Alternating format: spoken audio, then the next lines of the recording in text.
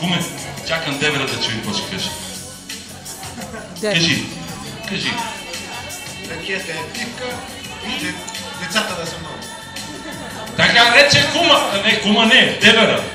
Девера рече, значи, ракията пивка леко на гарча.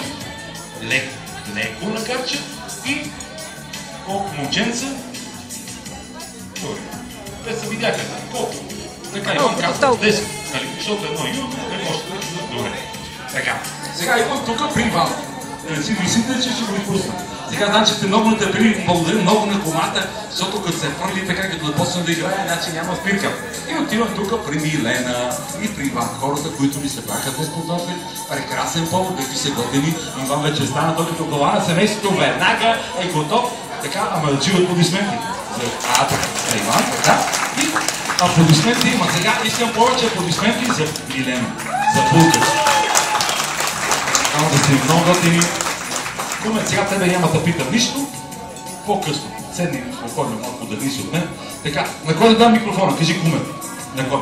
На Булката първо и на момченца. Булката, нали? Това е кавалер, разбирате ли? То си му идва отвътре. Кума, видите? На Булката. Булка. И още малко аплодисменти преди да дам микрофона. Те изобщо не се притесняват. Ако цивилите се притесняват, изобщо нищо такова няма. Заповядайте. Аз малко си притеснявам. Не съм си измислила реч.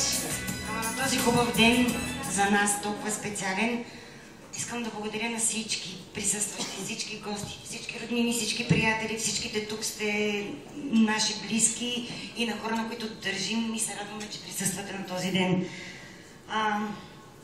Много ви благодаря. Искам да си изкарате от цялото си сърце, да си изкарате весело и да сте толкова щастливи, колкото съм аз в момента. Благодаря отделно, искам да благодаря специално на Светлана за цялата помощ и за всичко, което направи.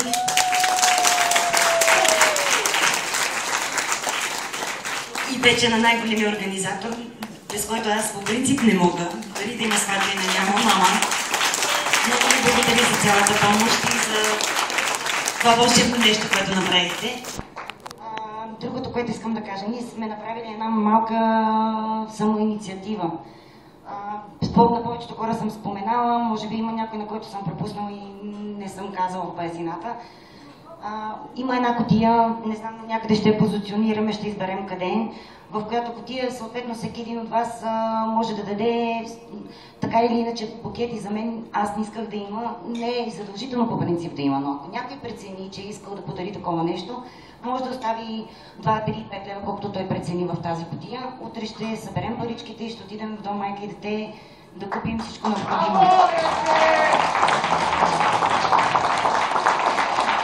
Той е позиционира в кутията, ще бъде на средната маса, ето там дъното. Който прецени, никой не е задължен. В смисъл, това е просто едно добро дело да свършим. Говорили сме с директорката, така че всичко е уредено за утре. Много ви благодаря, едно на здраве голямо от мен. Много ви обичам всичките, които сте дошли. Много благодаря и да си скарате весело. На здраве!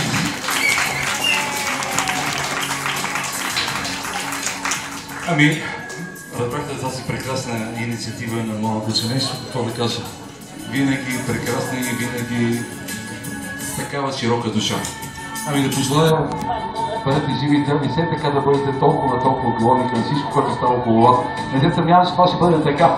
Така, разбрахте този невероятно